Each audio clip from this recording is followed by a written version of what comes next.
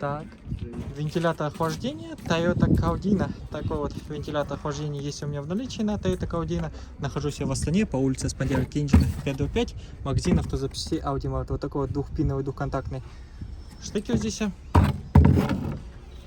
Крепления вот такие вот. Раз, два, три, четыре. Сейчас я с той стороны его переверну, да покажу.